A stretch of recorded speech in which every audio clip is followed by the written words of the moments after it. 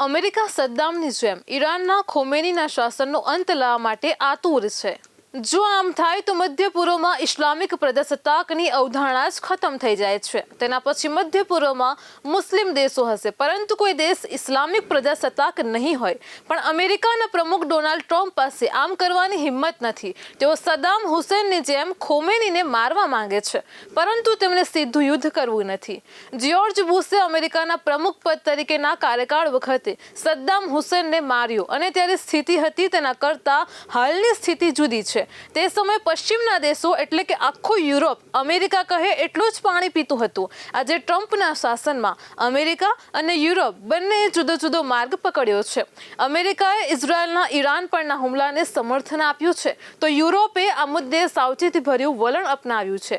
યુરોપે આશ્ચર્યજનક રીતે લશ્કરી આક્રમણની નિંદા કરી છે। યુરોપનું કહેવું છે કે ઈરાન પર લશ્કરી દબાણ લાવવામાં આવે તેનો વાંધો નથી, પરંતુ લશ્કરી પગલું તેનો ઉકેલ નથી।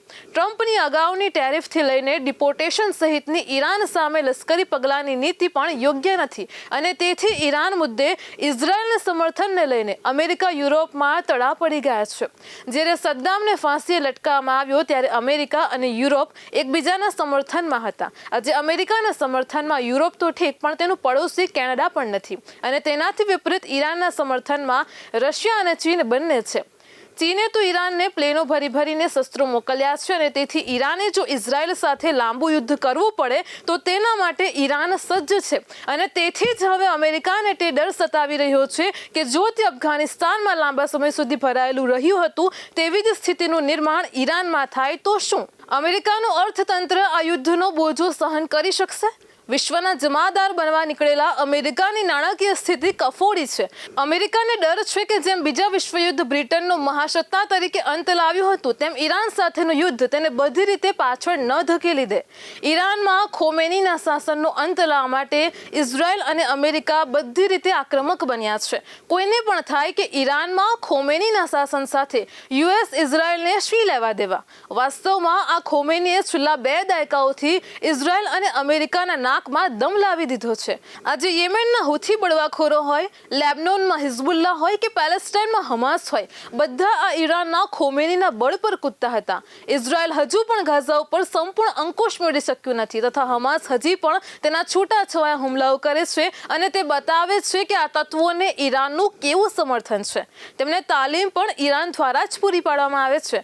આમ ઈરાન એ વિશ્વમાં ઇસ્લામિક કટ્ટરવાદનું બીજું પ્રતીક બની ગયું છે। એક રીતે તેણે ISISનું સ્થાન લીધું છે તેમ કહી શકાય। અફઘાનિસ્તાનમાં તાલિબાન જેવા કટ્ટરવાદીઓને સફળતા મળી, તેના પછી પાકિસ્તાન ઇસ્લામિક કટ્ટરપંથી બનવા જઈ રહ્યું છે, તો ઈરાનમાં કટ્ટરપંથી ઇસ્લામિક શાસન છે।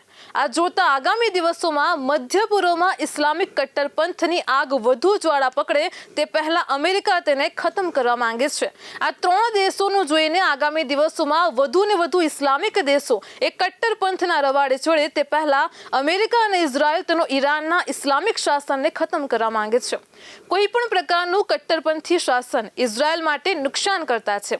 ઇસ્લામિક કટ્ટરપંથીઓ હંમેશા ઇઝરાયલના દુશ્મન રહ્યા છે, અને ઇસ્લામિક ઉદારમતવાદીઓ ઇઝરાયલના સમર્થક રહ્યા છે। તેથી અમેરિકા અને ઇઝરાયલ બંને 1979માં ઈરાનમાં ઇસ્લામિક ક્રાંતિ થઈ તે પહેલા ત્યાં ઉદારમતવાદી ઇસ્લામિક શાસક રઝા પહેલવી હતા, અને તેને શાસન પર સ્થાપવા માંગે છે। પણ બંને દેશોએ તે વિચારવાનું છે કે શું તેઓ દ્વારા આ રીતે બેસાડવામાં આવેલા શાસકને ઈરાનની પ્રજા સ્વીકારશે ખરી? અફઘાનિસ્તાનમાંથી જેવું અમેરિકા હટ્યું ને ત્યાં તરત જ તાલિબાનીઓએ હુમલો કરીને કટ્ટરવાદી શાસન સ્થાપી દીધું। આ સંજોગોમાં તેઓ ત્યાંથી કદાચ ખોમેનીને હટાવી લે, પરંતુ ઇસ્લામિક કટ્ટરવાદને કેવી રીતે હટાવશે તે પણ એક મોટો સવાલ છે। જ્યાં સુધી કોઈ પ્રજા પોતે જ સ્વતંત્રતાની હવામાં શ્વાસ ન લે ત્યાં સુધી બહારથી લાદવામાં આવેલું ગમે તેવું શાસન કેટલા સમય ટકે? એક સમયનું મોડર્ન ઈરાન આજે કટ્ટરપંથી છે, તો ત્યાંની પ્રજાએ પોતે જ આ અંગે નિર્ણય કરવો પડશે।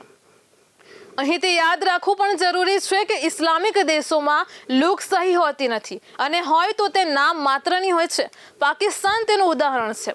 અફઘાનિસ્તાનમાં પણ તે જોઈ શકાયું। ઈરાનમાં પણ આવી જ સ્થિતિ છે। આ સંજોગોમાં યુએસ અને ઇઝરાયલ ત્યાં લોકશાહીની પરિકલ્પનાને કેવી રીતે સ્થાપી શકશે? લોકશાહી અને ઇસ્લામિક શાસન બંને સામસામા રાહ છે। આ સંજોગોમાં ખોમેનીને ખતમ કર્યા પછી પણ ઈરાન કટ્ટરવાદથી મુક્ત થશે તેની કોઈ જ ખાતરી નથી। અમેરિકા અમેરિકા અને ઇઝરાયલ ઈરાન પર હુમલો કરીને બહુ તેમના પરમાણુ મથકો અને પરમાણુ શસ્ત્રો અને ઈરાનનો શસ્ત્ર ભંડાર અને ઈરાનના લશ્કરી ઠેકાણા ખતમ કરી શકશે, પણ તે ઇસ્લામિક શાસનના વિચારને ખતમ નહીં કરી શકે. તે બહુ ઈરાનને એવો ફટકો મારી શકે છે કે તેને પોતાને બેઠું થવામાં દાયકાઓ નીકળી જાય અને જેના લીધે તે વિશ્વ સ્તર ઉપર કટ્ટરવાદની વિચારસરણીના અપેક્ષા મુજબ ન ફેલાવી શકે. એક સમય ઈરાન પર હુમલો કરવા આતુર થયેલા અમેરિકાએ હવે રશિયા આપેલી ધમકીના પગલે તેમાં પારોઠના પગલા ભર્યા છે અને કમસે કમ 2 અઠવાડિયા સુધી આવું કશું નહીં કરે તેમ જણાવ્યું છે. અને તેથી જ હવે ઇઝરાયલે આ જંગ એકલા હાથે જ લડવી પડશે તે સમજી લેવું પડશે. હવે ગાઝા, લેબનોન, સિરિયા, હુથી બળવાખોરોની સાથે સાથે ઇઝરાયલે ઈરાન સાથે પણ એકલા હાથે જ બાથ ભીડવી પડશે અને તે સ્પષ્ટ થઈ ગયું છે. હવે તે ઈરાનના કેટલા પરમાણુ મથકોને નુકસાન પહોંચાડી શકે છે તેના ઉપર આધાર છે. અમેરિકા કદાચ બહુ શસ્ત્રોના પુરવઠાના સ્વરૂપમાં મદદ કરશે. આમ ટ્રમ્પે રેસિપ્રોકલ ટેરિફની જેમ અહીં પણ પારોઠના પગલા ભર્યા છે.